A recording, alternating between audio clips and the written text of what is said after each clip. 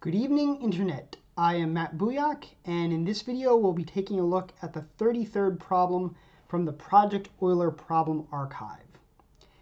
Now, to be honest, I find this problem to be a little contrived and not particularly interesting as either a programming or mathematics challenge, but it is the next problem on the list, and so let's take a look.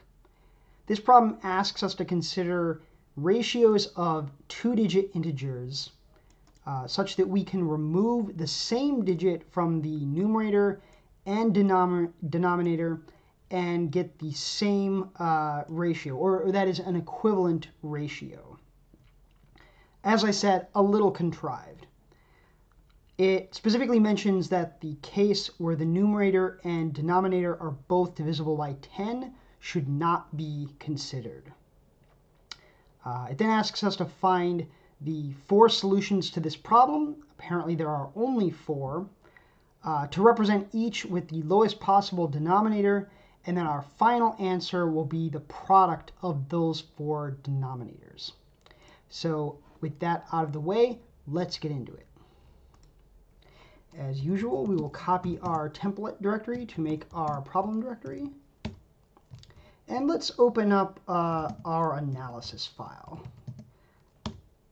There's not too much analysis to be done here, but a little bit of thinking before we start writing some code will make our solution a little bit simpler. So we have some ratio, and we have to have a common digit between the numerator and denominator. So let's just call that digit C. And then the digits which are not in common we'll call A and B. There can only be 3 distinct digits because there are two-digit numbers with at least 1 in common. And so we'll note that there are 4 possible cases. We could have AC, BC, CA, BC, CA, CB, or let's see, which one haven't I done yet? AC, CB, yes. So that is A is always going to be in the numerator, B is in the denominator, and we're just changing the order of where the repeated digit falls within our two-digit numbers.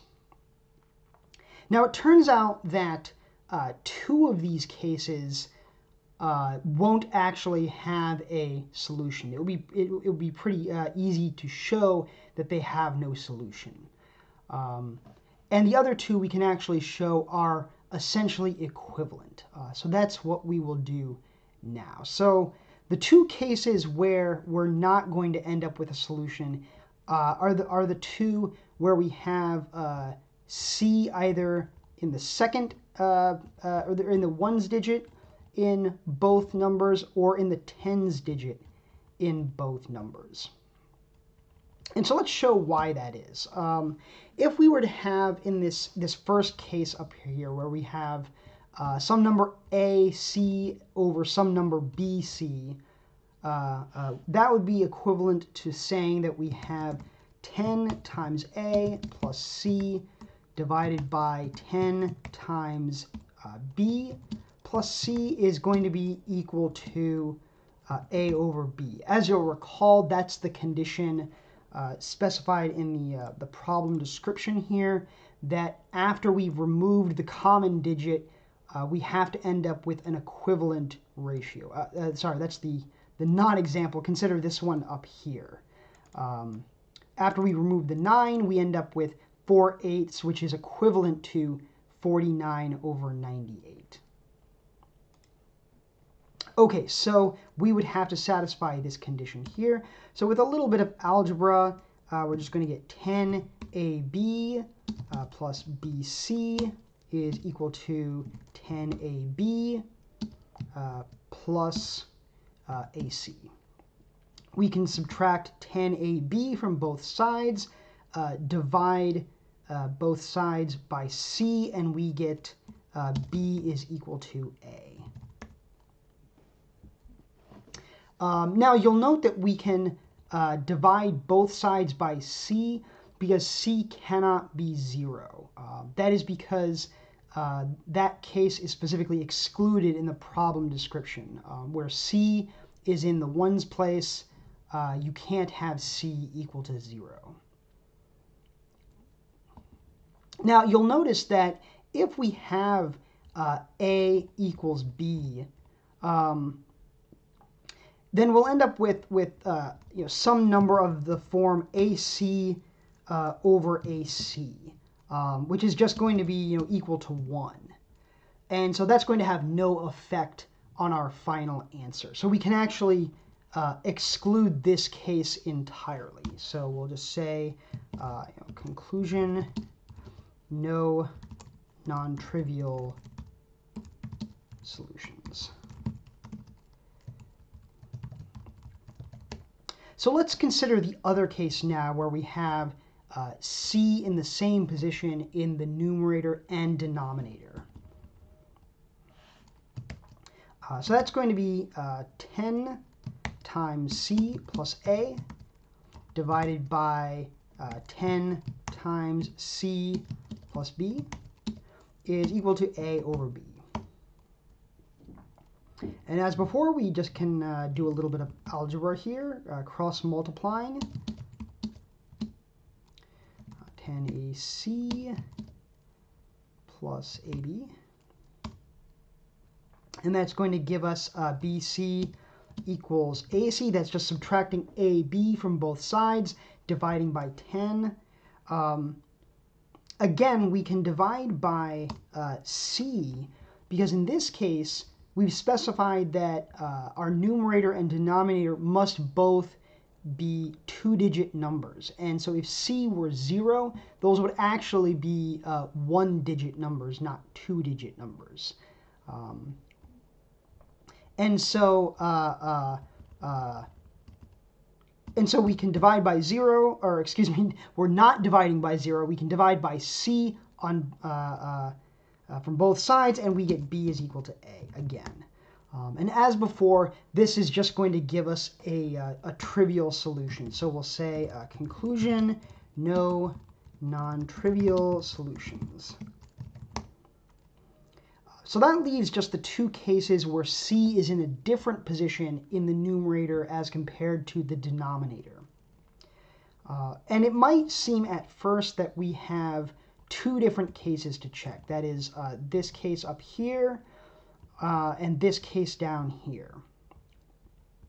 But there's an additional condition that I didn't indicate when I was reading out the problem or summarizing the problem description, and that is that our ratio has to be less than 1. And so what we can do is we can just consider one of these two cases, and if we come up with a result that is not less than 1, we can just take the reciprocal of both sides of our equation, and we'll get the opposite case, but with a value that is less than 1. That is, if we chose case number 2 here, where we have CA over BC, and we found out that CA was in fact greater than BC, and so CA over BC was greater than 1, then that would not be a valid solution. But we could flip the solution upside down and get a valid solution that would be exactly equivalent to this fourth case down here, just exchanging the values of A and B. One point I should probably clarify when I'm listing out my cases here: these are not, this AC here is not a product. This is just I'm just indicating the form that these numbers are taking. I hope that was clear from the algebra that I was doing down here, but I just wanted to clarify that.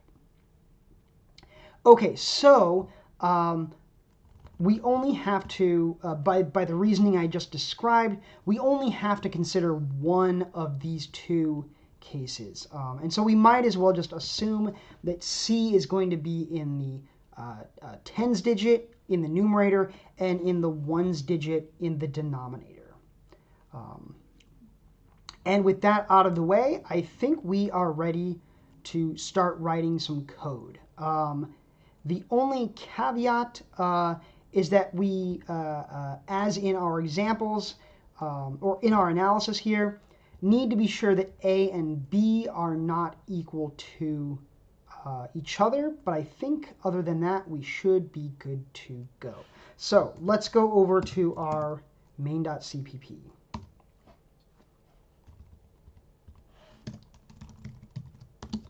And as you might expect, we'll need integers a, b, and c. And so we'll say for a is equal to 1, a is less than 10, increment a. For b is equal to 1, b is less than 10, increment b. And for c is equal to 1, c less than 10, increment c. I should add a check in here. We'll say if a is equal to b, continue. As I mentioned, this is just going to give us a trivial solution, so we can just skip over that case. Okay, so I should probably, in our analysis here, just elaborate on the check that we're going to want to do for our one real case, which is going to be, we have 10 times c plus a divided by 10 times b plus c is going to be equal to a over b. And so it's going to be 10 bc plus ab is going to be equal to 10 ab plus ac. And we can simplify this just a little bit. Subtracting ab from both sides is going to give us 10 bc equals 9 ab plus ac.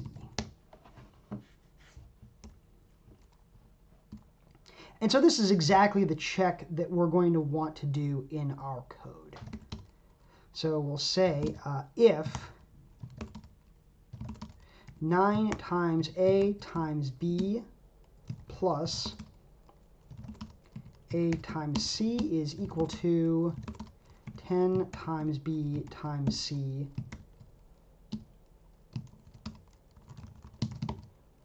we'll print out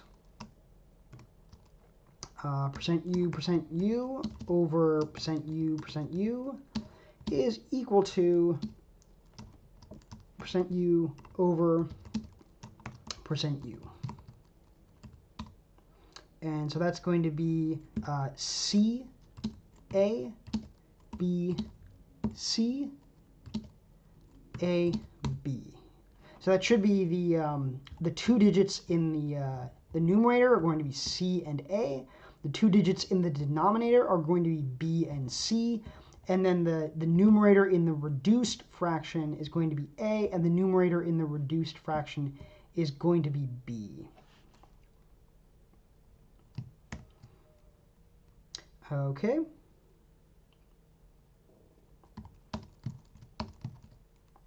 Now, you'll notice that I'm not actually doing the process of taking the reciprocal of our solution, nor am I representing it in reduced form. But since we know that there are only 4 solutions, it's going to be really easy to do that manually after we print out the 4 answers. Reducing a fraction involves taking the greatest common divisor and such, which is actually a little bit more involved in terms of writing the code. Much easier to just do it by hand.